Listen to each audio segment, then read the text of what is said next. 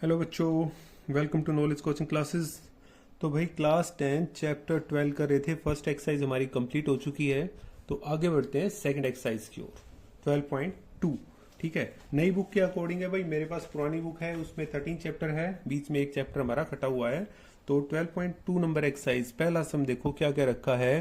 पहले सम में इन्होंने कहा है कि a solid is in the shape of cone standing on a hemisphere with both radius being equal to 1 centimeter and the height of the cone is equal to its radius. Find the volume.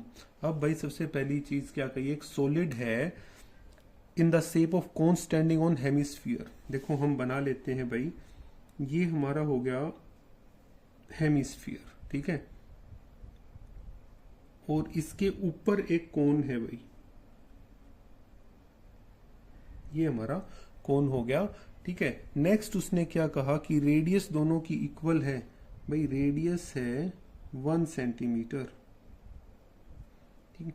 Next क्या कहा, height is equal to radius, height of cone ये जो है वो हमारी 1 centimetre ही दे रखी है। Find the volume of solid in terms of pi, pi की टर्म्स में हमने वॉल्यूम निकाल के दिखाना है। तो सबसे पहले जो चीज गिवन है वो लिखते हैं कि भाई radius of cone and hemisphere, जो कि आर मान लेते हैं, वो है 1 सेंटीमीटर। हाइट ऑफ कोन मतलब ये वाली जो हाइट दे रखी है वो कितनी है, height of cone that is equal to also 1 centimetre. अभी उसने कहा वॉल्यूम निकाल के दिखाना है सॉलिड का। वॉल्यूम ऑफ सॉलिड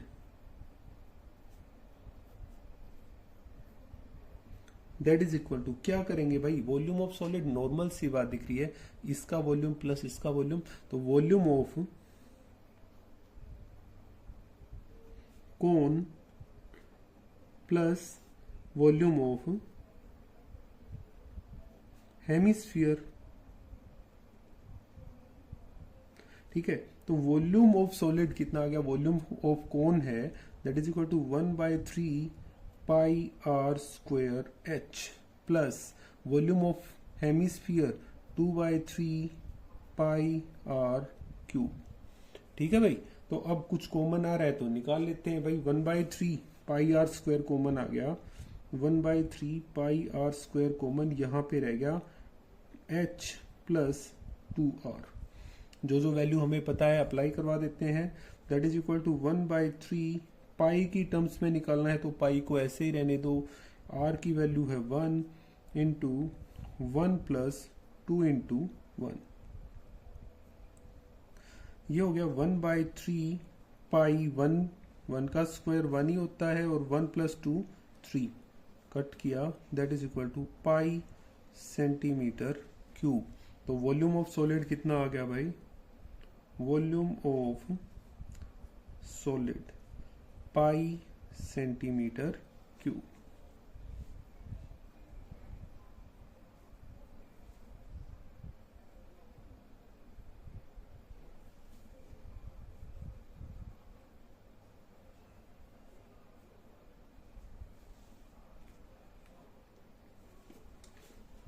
नेक्स्ट हम देखो भाई क्या क्या रखा है।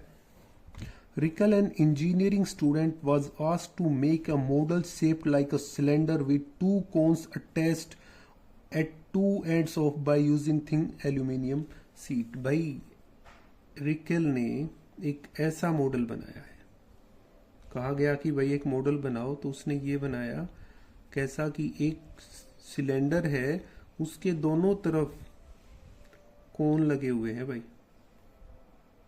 ठीक है, ये कोन लगा दिया हमने। अब नेक्स्ट आगे पढ़ लेते हैं। उसने क्या कहा, the diameter of model is 3 centimetre, diameter 3 दे रखा है, तो रेडियस कितनी हो जाएगी 3/2। अगर मैं यहाँ की सेव करूं तो ये 3 सेंटीमीटर है, तो रेडियस 3/2 दोनों की सेम ही रहेगी भाई।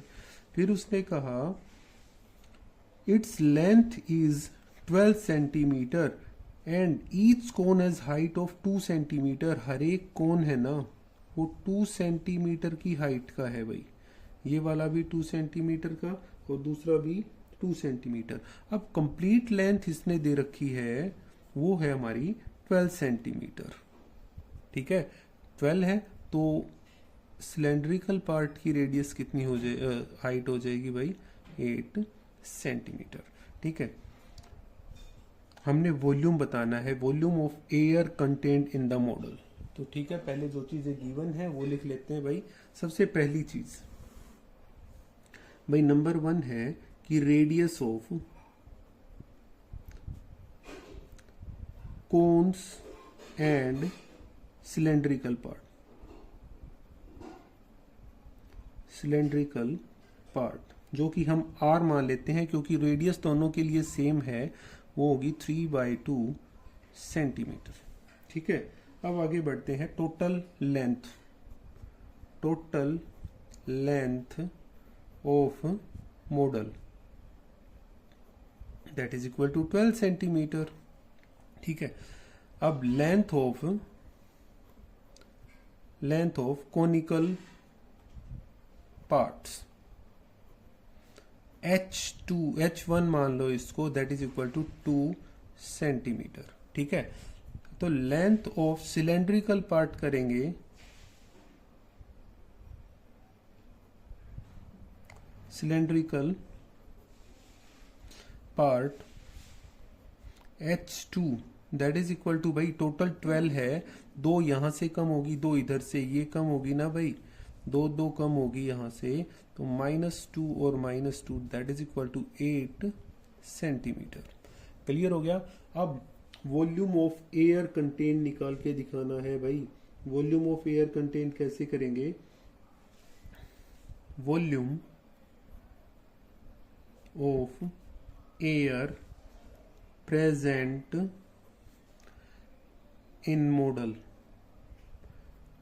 मतलब अंदर कितनी हवा आएगी भाई, हवा तो इसके अकॉर्डिंग ही आएगी ना कि भाई कौनस में कितनी आई है, इसमें कितनी आई है, यहाँ पे कितनी आई है, तो उसी के अकॉर्डिंग हो जाएगी।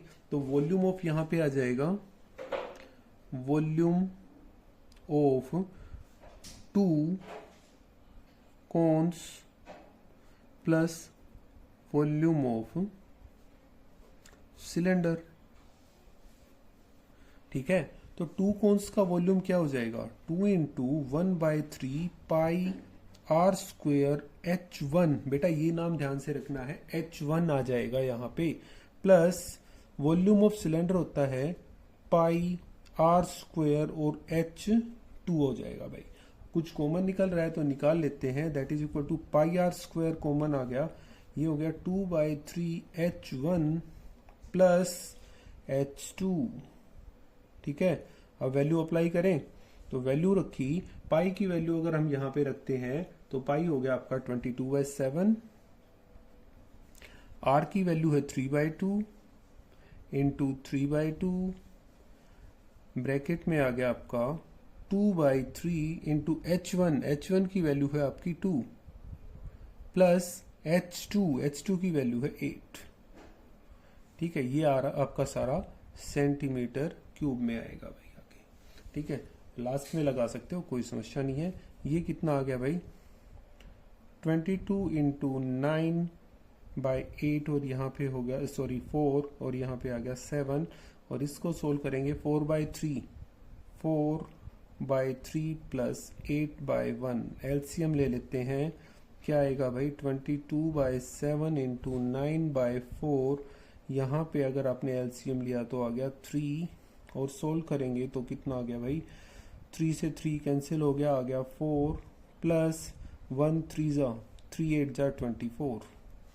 आगे करते हैं भाई, क्या आएगा? That is equal to 22/7 into 9/4 और इंटू में आ गया 28/3, 3 जा 9, 4 से 7 पे कट गया, 7 से 7 पे कट गया, that is equal to 66 centimetre cube. तो volume of air present in model is equal to 66 centimetre cube. ठीक है, एक बार दोबारा देख लेते हैं इस चीज को। भाई उसने कह रखा है कि एक ऐसी शेप बनाई है जिसमें बीच वाला हिस्सा सिलेंड्रिकल है और दोनों किनारों के ऊपर कोन्स लगे हुए हैं। ठीक है, तो ये बना दिया। टोटल लेंथ 12 दे रखी है, कोनिकल पार्ट 2 सेंटीमीटर का है, तो सिलेंड्रिकल पार्ट 8 हमने यहाँ तक का कर दिया। अब उसमें कितनी हवा आ सकती है? हवा आ सकती है तो मतलब क्या है कि भाई जितना वॉल्यूम है कोन्स का और जितना वॉल्यूम है सिलेंडर का सबको हमने ऐड कर देना है। तो यही किया है, 2 कोन्स का volume plus volume of cylinder. Formula में अप्लाई करवाया, जो कॉमन आया है वो निकाल दिया, वैल्यू पुट की और आपके आगे आपका आंसर आ गया है। भाई जरूरी नहीं है आप यहाँ पे कॉमन निकालो, डायरेक्ट करना है डायरेक्ट कर सकते हो, कोई समस्या नहीं है।